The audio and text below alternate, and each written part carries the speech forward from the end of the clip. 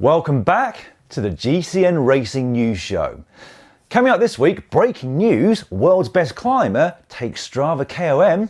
Tadej Pogačar's got everyone talking about him again because he smashed a very famous Strava segment in Spain.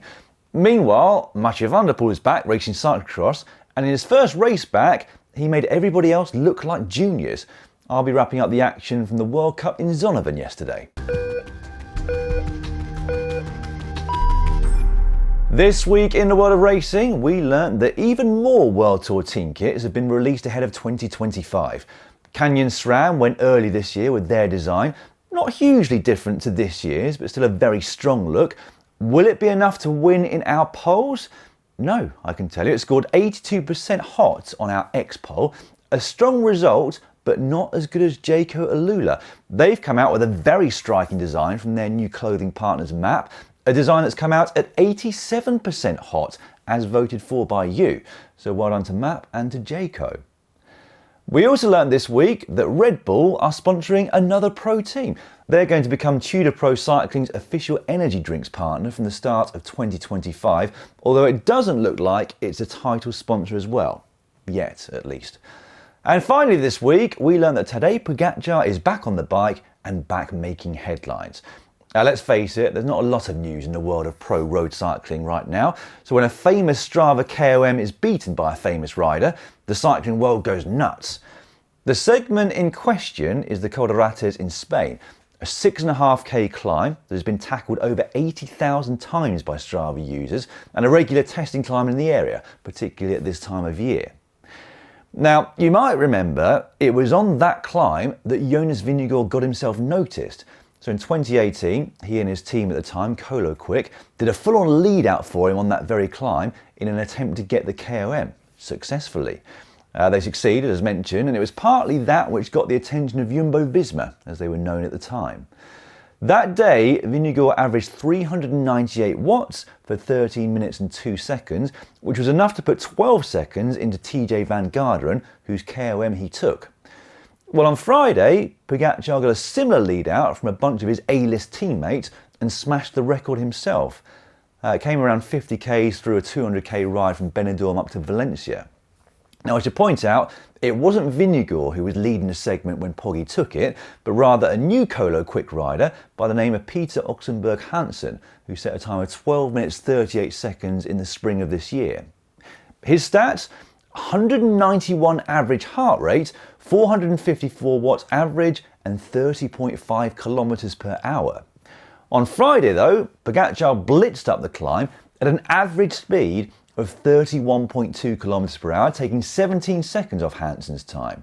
Now, we don't have any heart rate or power data, but you can be fairly confident that at least the latter was very high. Now, given its average gradient of 5.5%, there is a lot of advantage to sitting in the wheels on that climb, so Pogačar couldn't have done it without his team. The speeds are crazy though. For the first 1.3 kilometres, which averaged 4.5%, he rode at 37.9 kilometres per hour average, a speed I and many others would be happy to get on a descent these days. That said, he was level pegging with Hansen for the first 2 kilometres of the effort, and only after that did he start to take some time out of him. Quite hard to draw too many conclusions from that performance. Doesn't really tell us anything that we didn't already know. But one conclusion you can draw is that Pogačar has not overdone the off-season eating, drinking and partying. Although, to be honest, I think that's a thing of the past for all top pro riders. Gone are the days of taking 10 weeks off the bike and piling on 10 kilograms. Now, sticking with Øxenberg briefly, Ineos Grenadiers, with whom he signed for 2025, have actually moved him now to their development team, Lotto Kernhouse PSD, for next season.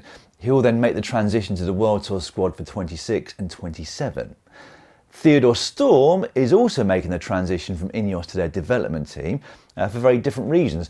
He took to Instagram last week to explain that just after the Madison at the European Track Championships this year, he was diagnosed with Guillain-Barré syndrome and had to spend months in hospital. He went on to say that his recovery has gone well and that doctors have said he can get back to 100%. So it sounds like it's been an extremely tough year for him, so all the best in your continued recovery, Theodor. Right, on to the 5th round of the UCI Cyclocross World Cup now, which took place in the spectacular venue of Zonhoven. The sand dunes make for almost a natural amphitheatre, and the atmosphere is always fantastic there.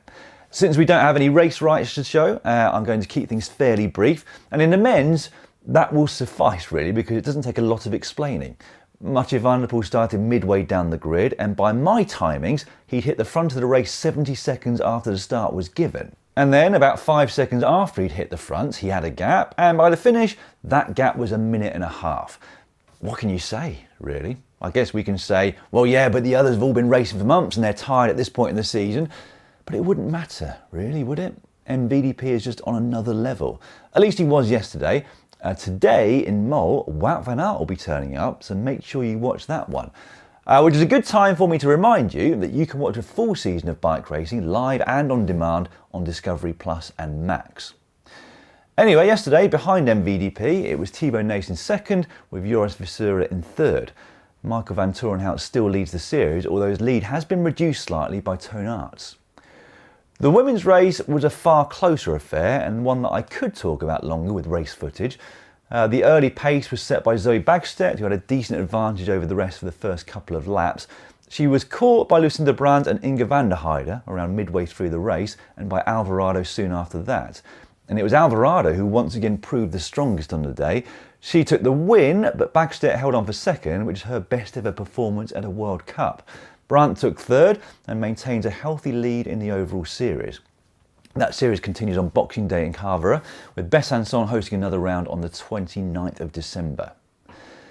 In other racing related news, Rik van Looy passed away last week, just 3 days short of his 91st birthday. So the Belgian was one of cycling's all-time legends. 7 stages of the Tour, 12 at the Giro, 18 at La Vuelta, plus at least 1 win in all of cycling's 5 monuments and back-to-back World Champs wins in 1960 and 61. According to the Belgian Cycling Federation, the Emperor of Herentals, as he was affectionately known, won around 450 races through his career.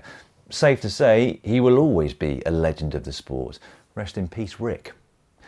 There was some good news for Amund Grøndal Jansen last week. The Norwegian signed a 1-year deal with the Uno X team for next year, having spent the last 4 seasons with Jayco.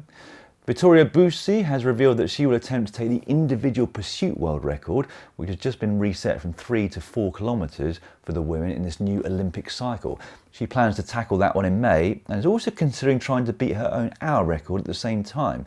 She set a distance of 50.267 kilometres just over a year ago. Annemiek van Vleuten is back in pro cycling. She's going to become performance mentor at Fenix de Koning. Great to have her back in the sport, although I'm not sure I'd want one of the best riders ever to exist as my mentor, particularly one that won races with broken bones. I jest though, I'm sure she's going to be great at that job. And just finally, after losing Maxim van Gils a couple of weeks ago, Lotto's Destiny will be very pleased that they've managed to get the signature of Jarno Vida on a 3-year contract. The young Belgian is seen as a future stage racing great, having dominated the Giro Next Gen amongst other races this year. So he'll be with the team until at least the end of 2027. Right, that's all for this week. I'll be back at the same time next Monday for one final racing news show in 2024. Have a great Christmas everyone, stay well, stay safe, see you next week.